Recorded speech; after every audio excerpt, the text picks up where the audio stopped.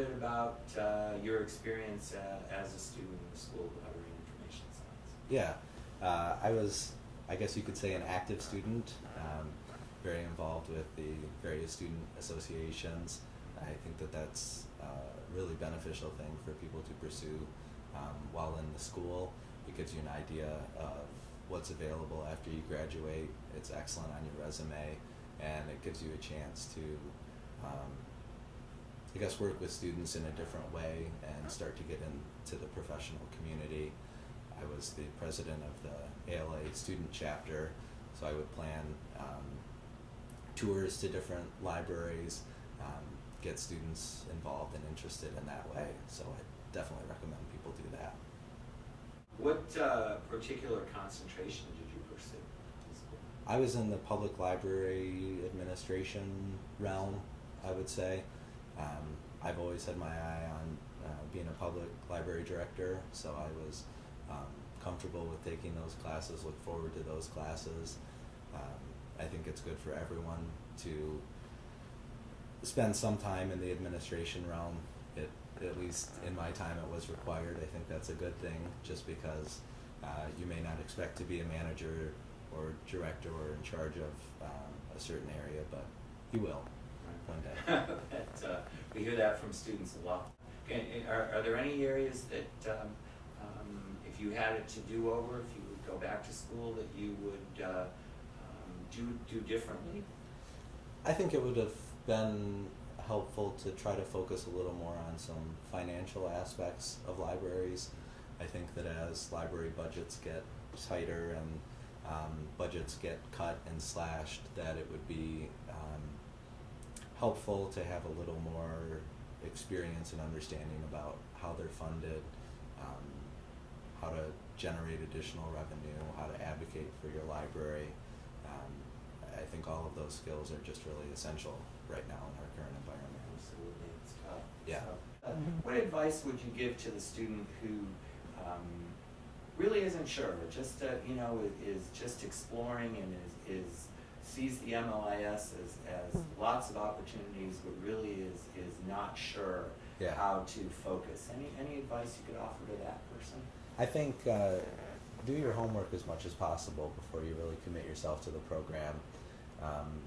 Schedule some visits with libraries in the area, meet with librarians in different positions. If you can talk with a director of a library, that's great, but then also talk to just a librarian, someone who does programming, someone who works with teens, someone who works with youth, just to get an idea of what the profession actually looks like, what they're actually doing, just so that you can try to see if that would be a good match.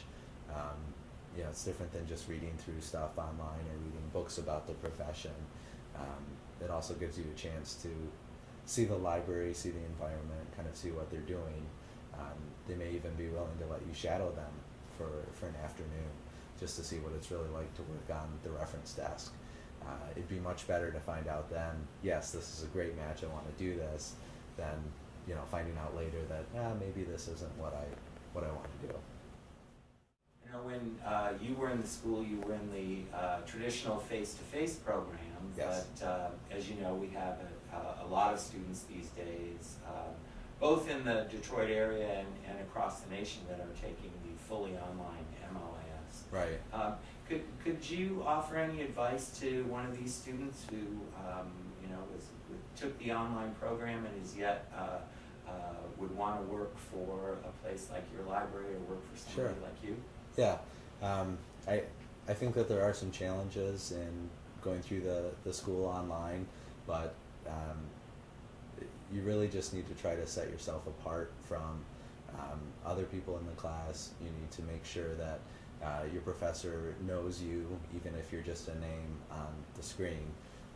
Interact with them as much as possible. Try to interact with the other students in the class just to build some type of relationship. If you just kind of log in, go through the lecture, and then log off and you're done, you won't get very much from it, and you probably won't stand out as much in the professor's mind or even in your classmates' mind. So it's important to build what connections you can online. And if you find out that you have a few other students living in your area, try to meet up, even just socially, so that you can build some connections with other people in the school. Have you continued your networking activities? I know you said that you certainly did it when you were in the school. Do you continue to do that as a professional? Yeah, it's really important. The library community is pretty small, so whoever you're in class with, you're going to run into them at a conference or in a job interview. So it's really important to cultivate those relationships while you're going through your various classes, and then afterward, stay in touch. I've sent emails to people when I see position or promotion announcements that they've moved on to something new, just to keep a connection there. You never know when they might be back in your circle, and when you might need something from them, or you might be able to help out in some way. So outside of just connecting to people online, it's important to keep real connections going. And it's exciting to see where people who were in class with you at the same time, where they ended up going. People moving to all parts of the country and even the world, and just taking on all sorts of positions. It's interesting to see what the potential is after you get done with school, where you can go. So you work in a large metropolitan area, the Detroit metro area, and you're 15 miles from the school. Yeah. But what advice would you offer to the students who live either in a more rural community or certainly more distant from the school? Or are there any suggestions you would offer to them? Yeah, I think as a student you have lots of opportunities that may not be really formal. They're not laid out for you, but they are there if you want to pursue them. You can reach out to a library in your area, even if it's just a community college library, small public library. There might be a law library or something like that.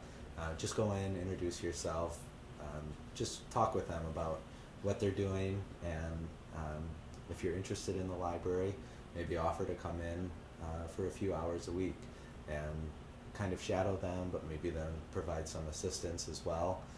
I know in this library we're really hungry for volunteers, and if someone is interested in libraries, then that's just a huge plus to know that they would be a committed volunteer, that they're really interested in what we're doing, and it's also good to know that they'll benefit from whatever experience they get here, even if it's something as simple as shelving books or processing discards or something like that.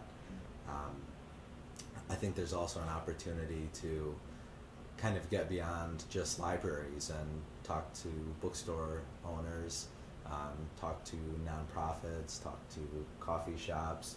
I mean, just get a feel, a vibe from the community, try to tap into that. I can say working in a public library, I do networking and reach out to coffee shops. We have book discussions there. We're doing some different marketing things with businesses, fundraisers.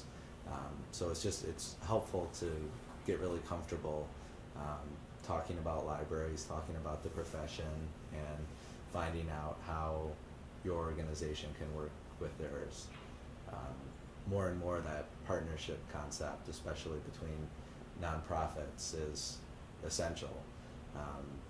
The City Commission really looks favorably upon our work with the museum, for example.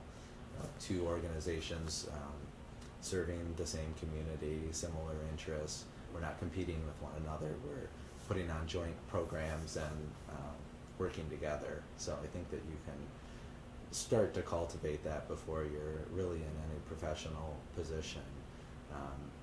Start to make some of those connections and see the potential. Matt, I want to thank you for taking time to speak with me today and Yeah, give thank you us very your much. thoughts and ideas. Appreciate it. Yeah, thank you.